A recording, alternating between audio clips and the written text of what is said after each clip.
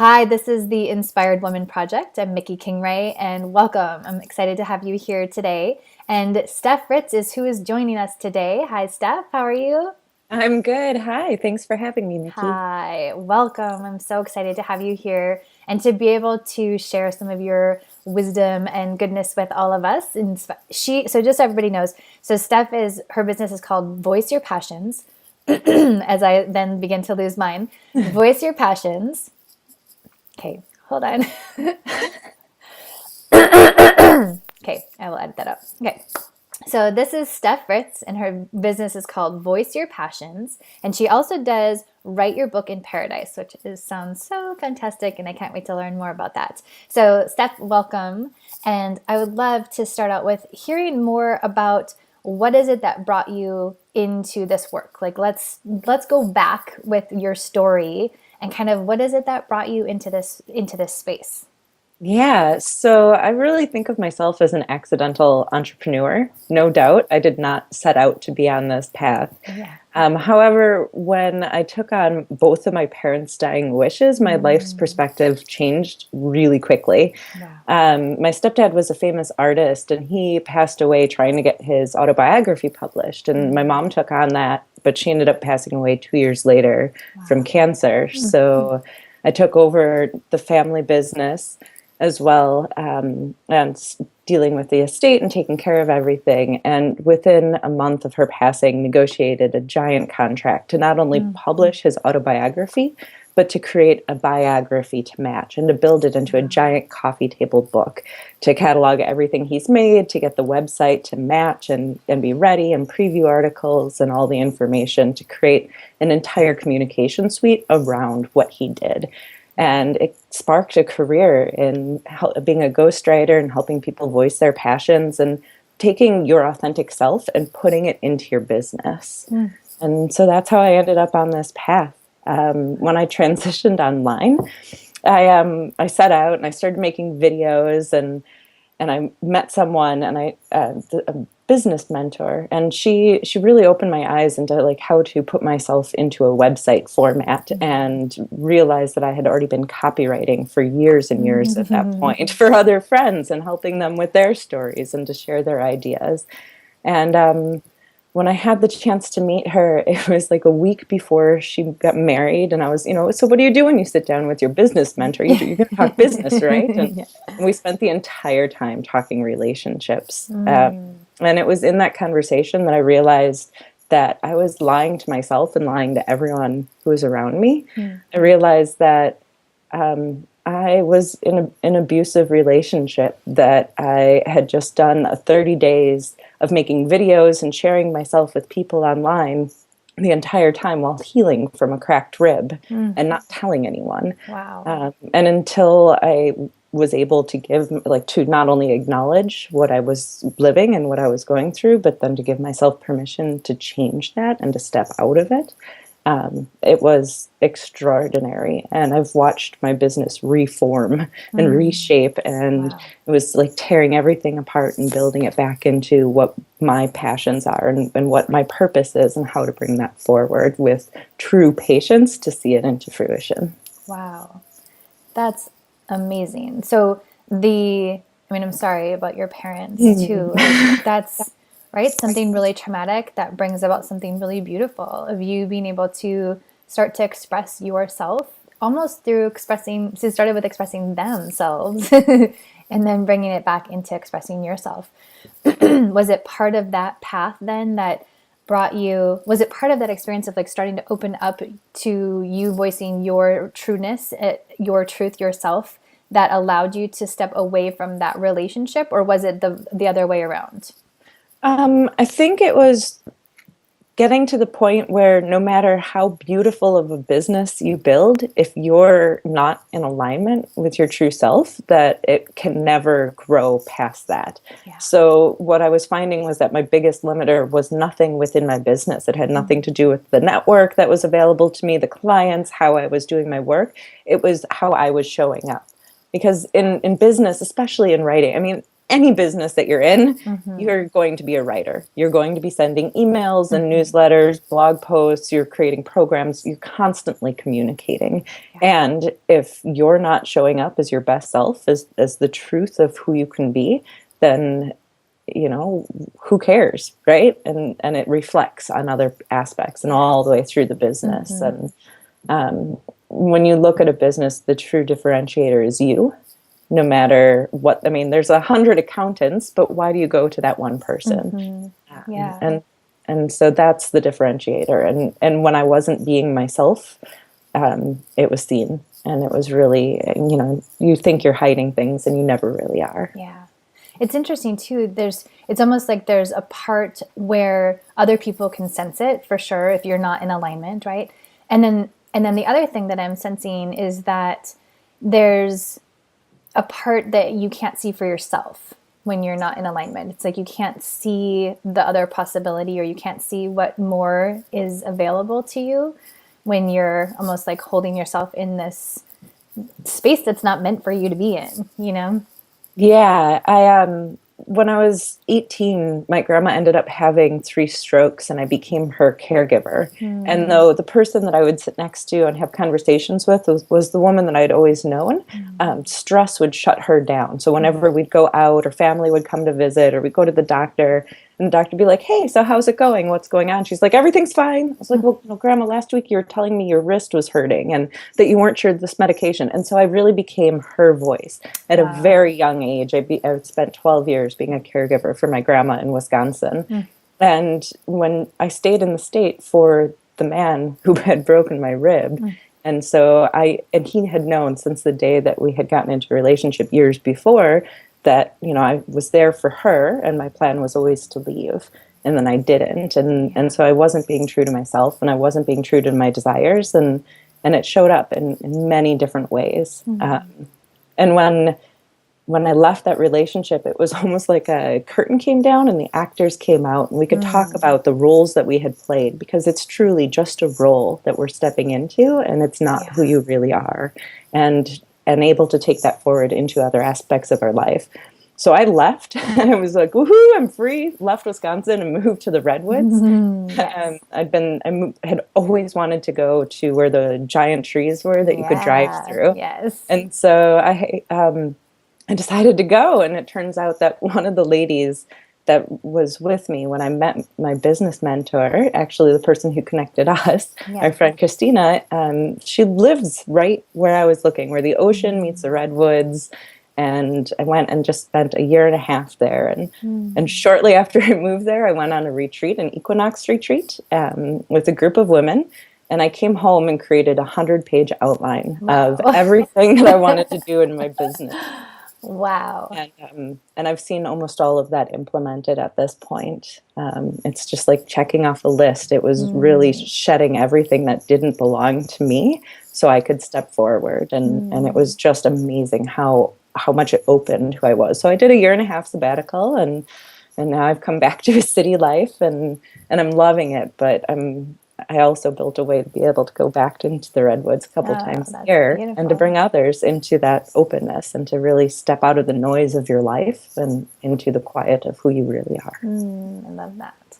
Did you find that when you kind of shed the parts of you that were no longer true, that the parts of you that were true just kind of found their way forward, or did you have to kind of like go looking for them? It was almost in pieces. So it was easy, I sat down and created this 100-page outline, but I hadn't started implementing any of it for a couple of months later. And what I realized was that I was still in hiding. So where I had been cowering in my own house from the man that I shared it with, I was almost cowering within my own life, and I was hiding from being seen. And so last January, about just over a year ago, I set out and said that I am going to seek being seen. And since then, it was not even just like, hey, I want to get interviews, I want to be on TV, I want to go on stage. It was really, I need to be seen as myself, And I need to not only, so I went to the Redwoods and really looked at it as learning to self-care and to self-love, where I'd given so much to my grandma as her caregiver for 12 years that when she passed away, she nearly took me with her. I ended up contracting 2 different illnesses from the hospital, shingles and C. diff, and it knocked out my immune system for a year and a half. So, when you can't leave your house, you can't do anything, there's a level of fear that is completely irrational. And even after I got my immune system back, some of those fears were like at a visceral cellular level within me from having been so traumatized in the past. So what would you, like, if you were to look at the core belief, or, the core, what you knew to be true before, that kind of supported you to have these different experiences? Because it sounds like, very much you were, I don't know if you still are, a giver, right? Like wanting to take care of people, and so much so that you were giving yourself to it, right? And so I'm just curious, like what was it that was true for you then that allowed you to have that experience, and what is it that's true for you now? So I grew up in a really political family. My grandma was a diplomat, and it carried forward through my parents. We were all activists. And the very short form of the long story is that my grandma participated in some of the first artificial inseminations that in the world, when it was completely anonymous. And so for my family has always stood for choice, not making it an issue of abortion, not making it anything, but truly choosing what's the best path for you, and in carrying that forward in all different aspects. And so when I look back at it and everything that I was raised with and every belief, it's the choice. It's that, life has thrown me some pretty crazy things, but I've chosen to flow with it, or I've chosen to fight it. And whichever choice, it's always a choice. It's always a choice of how are you going to design what you want it to be. And I chose happiness. Yeah, right. That's beautiful. And so when you're working with other entrepreneurs now to share their story, what is it that you see come up for them that, I don't know if you see them, also wanting to kind of like hide, or, because I'm sure, right? I know I've have it, my clients have it, like all the stuff that comes up for you as you start to put yourself out there and be seen. And you are seen more when you're voicing yourself, especially when it's the true you, right? There's like a vulnerability that goes along with, oh my God, they're going to see who I really am. Are they going to like it? Whatever that might be. So I'm curious, what are the kinds of things that you see happening as your clients are moving into that space of really wanting to put their truth out into the world? I see a lot of hot emotions. And when I say hot, it's part of, when you're putting yourself, your authentic self into your business and into a marketing context, that it's really hard to connect how your life experiences have really shaped where you've been and how you've gotten to where you are. And yet that's something that almost everyone within your tribe or your community wants to know is, well, how did you get there? Like, what did you do to get there? How can I do that too? And so one of the things that I ask often is, well, when did you rescue yourself? Like, when were you your own biggest hero? And what was it? What were those core pieces within you that needed to make that happen? And when that happens, when you start looking at like, oh my gosh, I really did that. Like not only rescuing other people, but like when did I actually show up for myself? I have a lot. There's anger that'll show up. There's a lot of tears. So I do a lot of typing through the tears, and sometimes those two pass within minutes, because it's almost like talk therapy or writing therapy, because it's so scary to really be seen at this deep level. And yet usually it's the people who are already seeing that piece of you that they've connected onto and really want to be there. And when that happens, when that transition happens, when we've worked through it, or when the tears of the anger have subsided, it's automatically like, oh my gosh, I want to work with you again. Like you get it, you see it. And then I watch their communities blow up. So I helped, one of my clients was talking to a couple hundred people every few months at trade shows. And after we rebuilt her entire website, all of the copy, the way she was talking about everything, she now has a weekly radio program of 20,000. She reached out to her, a lady that she'd looked up to and admired for years, and said, "Hey, I'd love to be interviewed by your show." And the lady checked out her website and said, "Hey, I'm actually looking to retire. Would you like to take it over?" Oh my And gosh. so Wow. she absolutely, she just stepped straight into her dreams because all of a sudden she could communicate what was inside, and that she felt just, I mean, it's almost like handing you a key to unlock what's inside of your heart and to get that message and your story forward. That's beautiful. Yeah. That's so powerful. So tell me more about the experience that you've created where you get to go back to the redwoods every so often and bring people with you. I'm so curious. Yeah. So after I had been asked for a couple of years to facilitate retreats, I'm a certified educator, spent 18 years teacher, as well as being a caregiver. And it's through that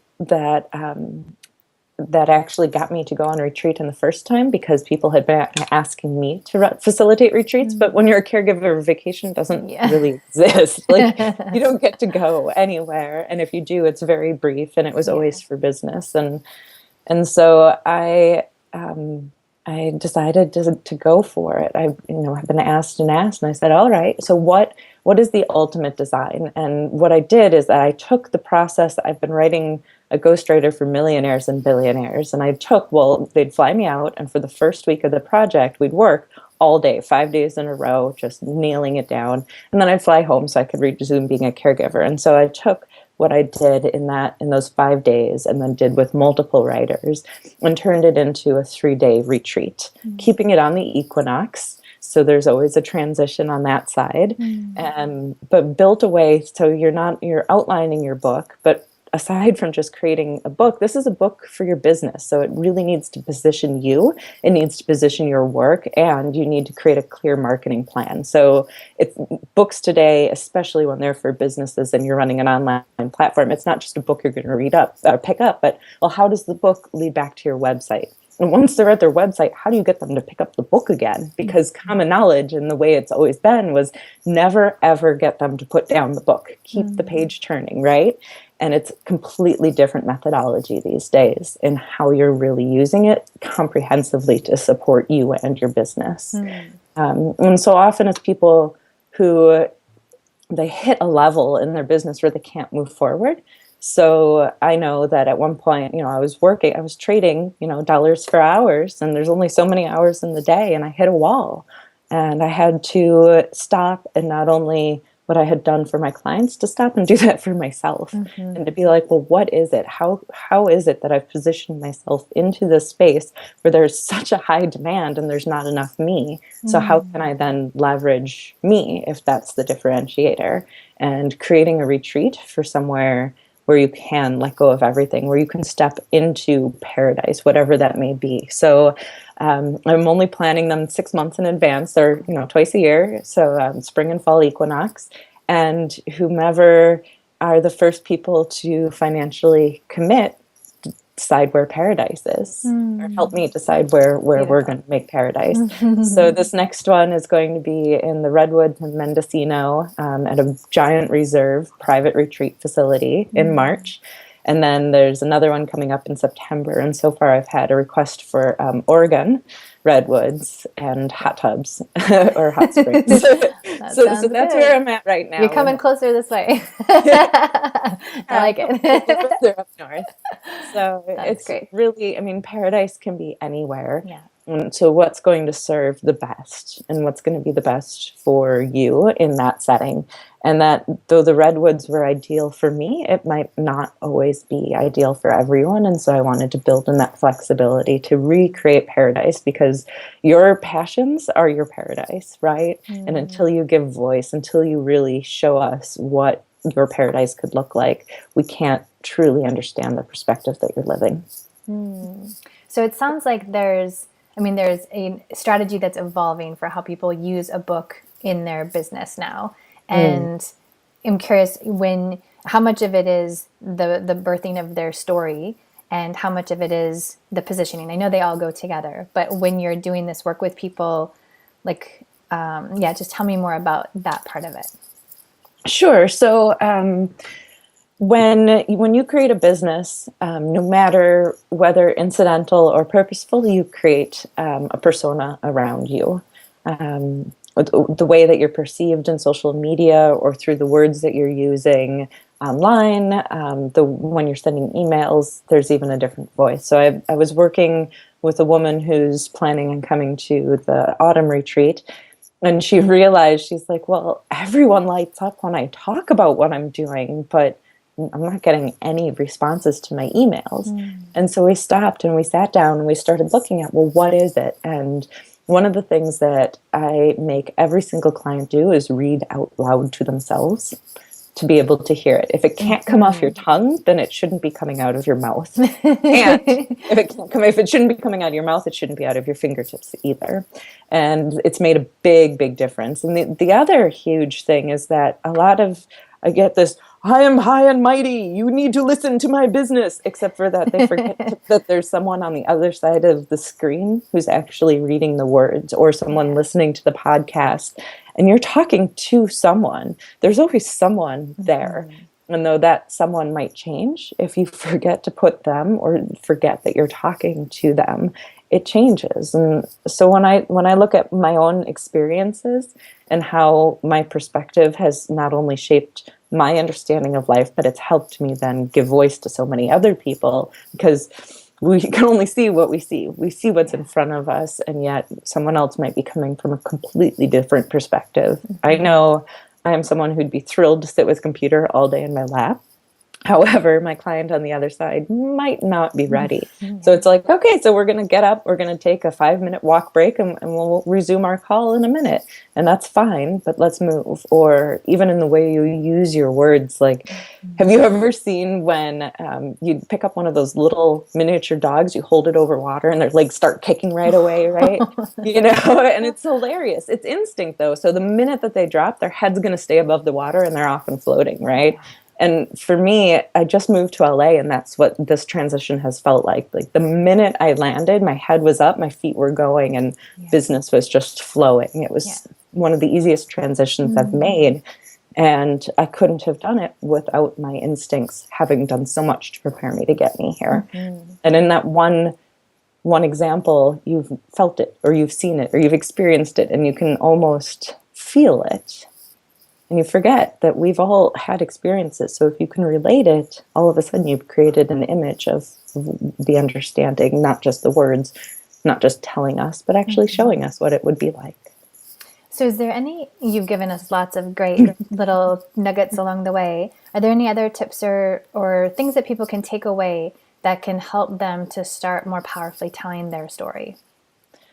One of the biggest things that I would ask in writing is to not take tomorrow for granted, because you really don't ever know. And it's not something that you want to think about all the time. And it's not always a happy thought, but at least he had written his autobiography before he passed. And so we had it, so we could build off of it and could build the biography to match.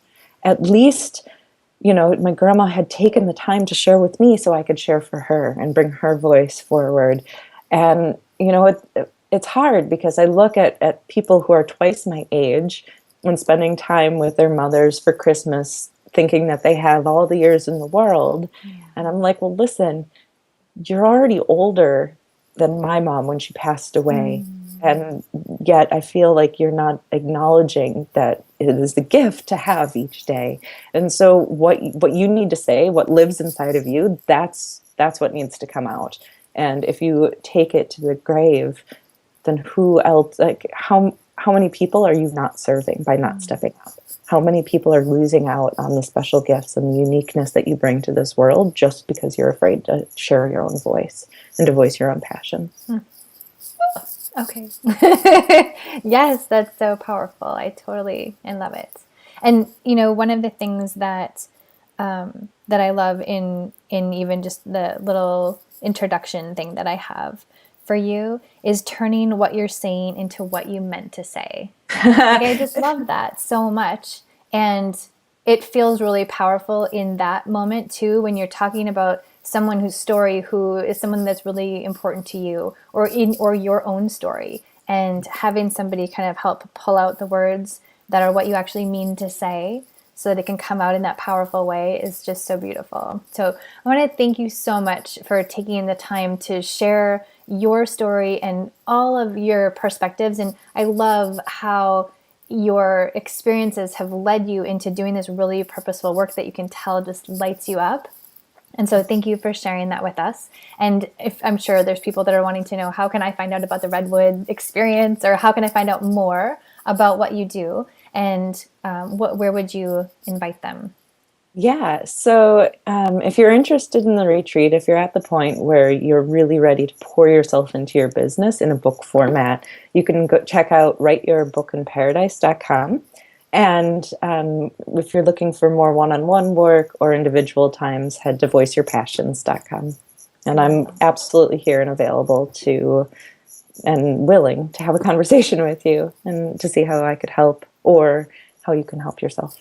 Beautiful. Thank you so much, Steph. It was so great to connect with you and hear your story. Have a great rest of your day. Thanks, Mikki.